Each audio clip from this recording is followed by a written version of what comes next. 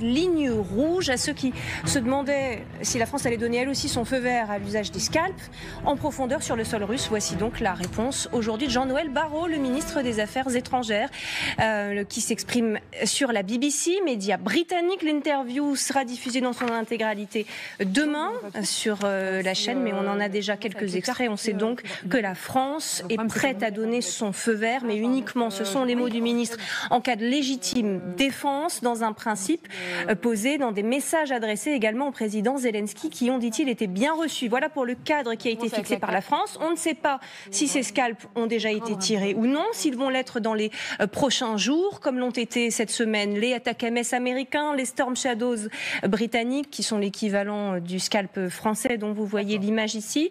C'est un pas important que franchira aussi la France dans son soutien à l'Ukraine en donnant ce feu vert. On sait qu'elle avait été aux avant-postes pour ces missiles longue portée. C'est elle qui avait donné ces scalps en premier. La France continue d'en parler avec nos invités.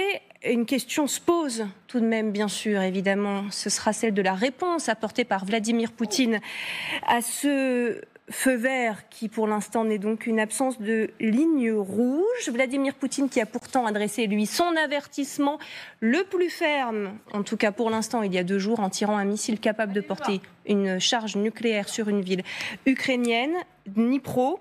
Voilà, ce tir d'un missile qui, bien sûr, marque aussi le franchissement d'un nouveau cap dans cette guerre, même si ce tir a pour l'instant fait peu de victimes. C'était le message qui était important, bien évidemment. Vladimir Poutine qui a donné par la suite l'ordre de débuter la production en série de cette arme qui serait impossible à intercepter. Ce sont ces mots. Est-ce que c'est vrai ou pas?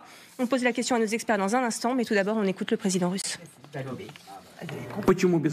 Pourquoi s'en craindre? Parce qu'il n'existe aucun moyen de contrer de telles armes aujourd'hui. Les missiles attaquent des cibles à Mach 10, c'est-à-dire 2,5 à 3 km par seconde. Les systèmes actuels de défense aérienne disponibles dans le monde et les systèmes de défense antimissiles en cours de création par les Américains et en Europe ne peuvent pas intercepter ces missiles. C'est exclu. Est-ce qu'il dit vrai, le président russe? On pose la question à nos experts en plateau et à Michel Polaco qui nous rejoint à distance dans quelques instants. Mais tout d'abord, on se tourne vers vous, Emma Barrier. Bonjour Michel. Emma, vous nous rejoignez également en plateau.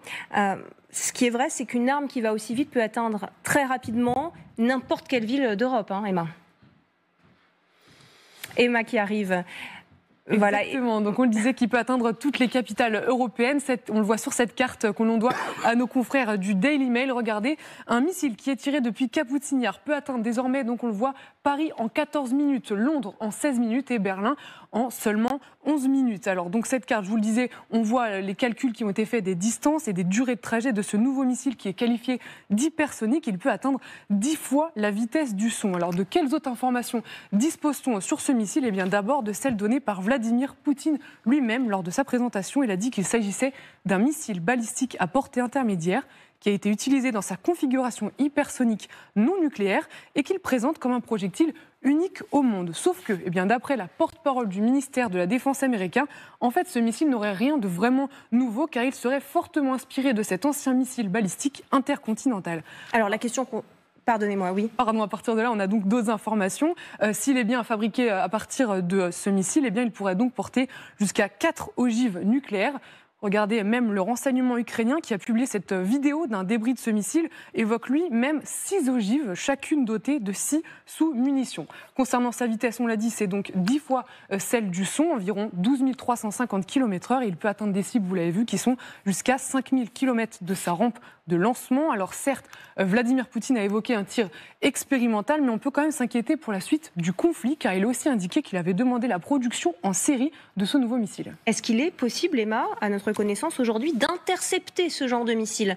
Eh bien, d'après le président russe, non, aucun système de défense aérienne ou de défense antimissile au monde n'aurait la capacité d'intercepter ce genre de missile. En effet, le fait qu'il puisse porter plusieurs ogives nucléaires le rend quasi impossible à intercepter. Mais finissons quand même sur une note d'espoir. D'après un chercheur au Oslo Nuclear Project, Fabian Hoffman pour le citer, certains systèmes de défense américains ou israéliens, comme par exemple les très connus Arrow ou Patriot, pourraient faire face à ce type de menace. En fait, il explique surtout que c'est le nombre d'intercepteurs qui importe. Encore faut-il avoir les moyens de se doter de ce système de défense qui, je vous le rappelle, coûte entre 1 et 5 milliards de dollars. Merci beaucoup. Et merci d'avoir regardé cette vidéo ou d'avoir écouté ce podcast. Abonne-toi pour plus de contenu.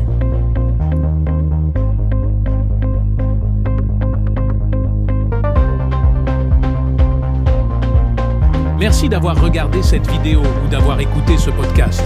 Abonne-toi pour plus de contenu.